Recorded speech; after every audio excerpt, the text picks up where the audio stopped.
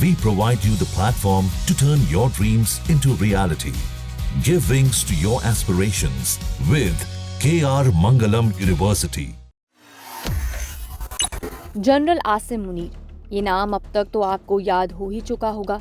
जी हाँ, ये पाकिस्तानी सेना का सेना अध्यक्ष है और इन दिनों गीदड़ भपकियां देने में व्यस्त है। भारत और हिंदू बयानों के जरिए वो पाकिस्तानी आवाम का दिल जीतने की कोशिश कर रहा है। आपको बता दें कि पहलगाम हमले के कुछ दिन पहले इस्लामाबाद में आयोजित ओवरसीज पाकिस्तानी सम्मेलन में भी वो हिंदुओं के खिलाफ जहर उगल चुका है। उसने कहा था कि हम पाकिस्तानी हर मायने में हिंदुओं से अलग है। इसी कार्यक्रम में उसने टू नेशन थ्योरी, बलूचिस्तान और कश्मीर का जिक्र भी किया था। कश्मीर को मुनीर ने पाकिस्तान के गले की नस कहा था। उसने ये भी कहा था कि हम अपने कश्मीरी भाइयों को अकेला नहीं छोड़ेंगे। इसके बाद पहलगाम में पाकिस्तानी आतंकियों ने एक कायराना हरकत को अंजाम दिया, जिसके बाद से पूरी दुनिया उसे धिक्कार रही है। खुद को अलग थलग पड़ता देख सहमे हुए मुल्क के नेता और आर्मी चीफ आए दिन कुछ न कुछ बेसिर पैर के बयान दे रहे हैं। खैर, ये तो बात हुई एक फेल नेशन और उसकी व्यवस्था की। अब बात करते हैं आसिम मुनीर की।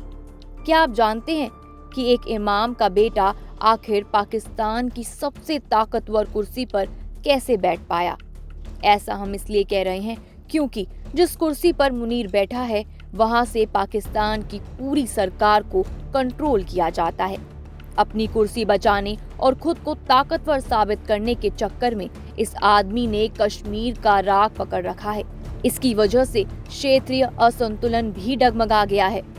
भले ही इस कायराना हमले की जिम्मेदारी पाकिस्तान समर्थित आतंकी संगठन द रेजिस्टेंट फ्रंट TRF ने ली है, लेकिन इस हमले के पीछे पाकिस्तान सेना का हाथ बताया जा रहा है।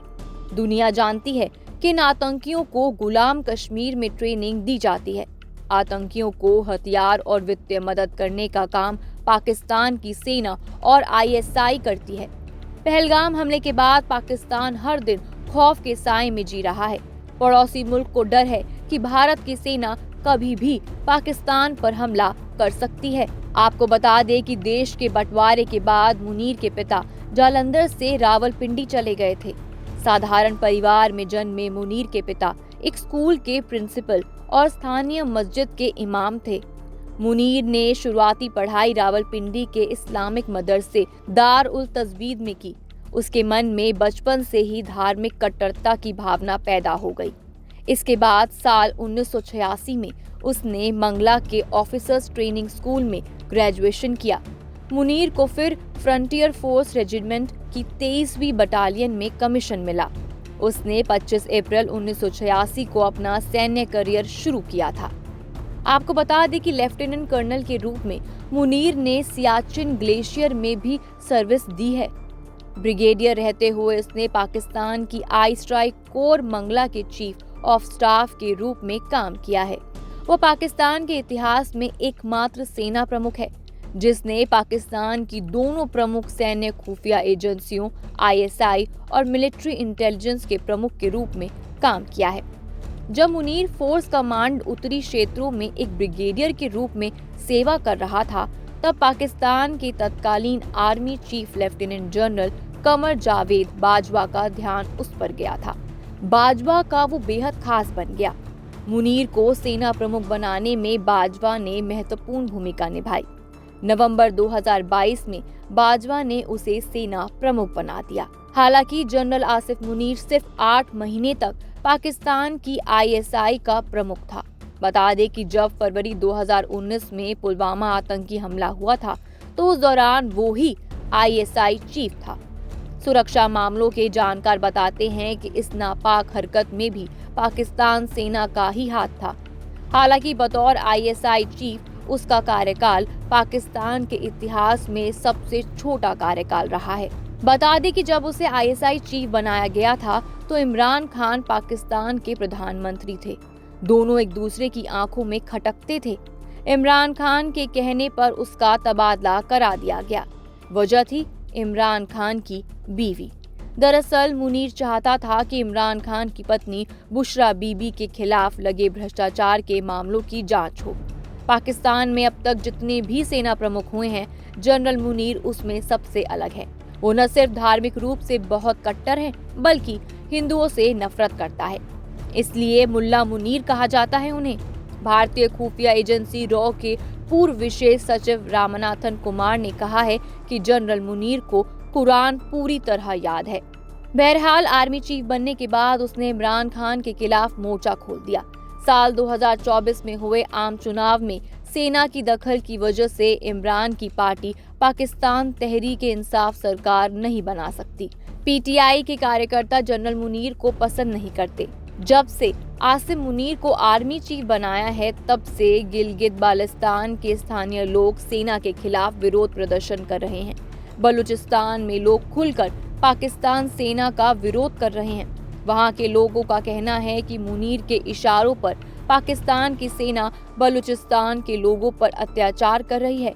पहलगाम हमले के हजारों सैनिकों और कई अधिकारियों ने इस्तीफा दे दिया है।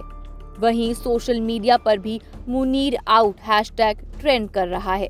पहलगाम हमले के बाद ये अफवाह उड़ी कि मुनीर रावलपिंडी के बंकर में छिप गया है। वहीं 3 मई को खबर सामने आई कि उसने कोर कमांडरों की विशेष बैठक बुलाई है। मुनीर को डर है कि भारत की सेना कड़ी कार्रवाई करने वाली है। वो भारत को गीदड़ भपकी दे रहा है कि अगर भारत ने हमला किया तो पाकिस्तान की सेना भी कड़ी कार्रवाई करेगी। लेकिन सच्चाई ये है कि पाकिस्तान की जनता ही मुनीर की दुश्मन बन चुकी है। जानकारी के मुताबिक अमेरिका के रक्षा विभाग का मुख्यालय पेंटागन के अधिकारी माइकल रूबिन ने मुनीर की तुलना आतंकी ओसामा बिन लादेन से की थी। रूबिन ने कहा था, अमेरिका को केवल यही प्रतिक्रिया करनी चाहिए कि वो पाकिस्तान को आतंकवाद प्रायोजक देश घोषित करे और आसिम मुनीर को आतंकवादी घोषित करे। ओसामा बिन लादेन और आसिम मुनीर में केवल इतना अंतर है कि ओसामा बिन लादेन गुफा में रहता था और आसिम मुनीर महल में रहता है। लेकिन इसके अलावा दोनों एक जैसे हैं और उसका अंत भी लादेन जैसा होना चाहिए। आपको बता दें कि पहलगाम हमले पर कुछ इस्लामिक देशों को छोड़कर दुनिया के ज्यादातर देश भारत के साथ खड़े हैं। शहबाज सरकार अमेरिका, चीन से लेकर इस्लामी सहयोग संगठन के सामने गिड़गिड़ा रहा है कि भारत की सेना हम पर कार्रवाई करने वाली है।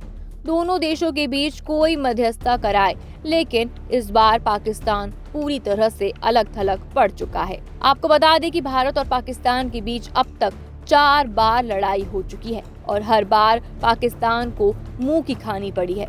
पाकिस्तान को डर है कि इस बार अगर युद्ध हुआ तो भारत उससे गुलाम कश्मीर न छीन ले, क्योंकि देश के विदेश मंत्री एस जयशंकर लगातार अंतर्राष्ट्रीय मंचों पर कहते आए हैं कि अगर पाकिस्तान गुलाम कश्मीर को लौटा दे तो कश्मीर का मामला पूरी तरह हल हो जाएगा।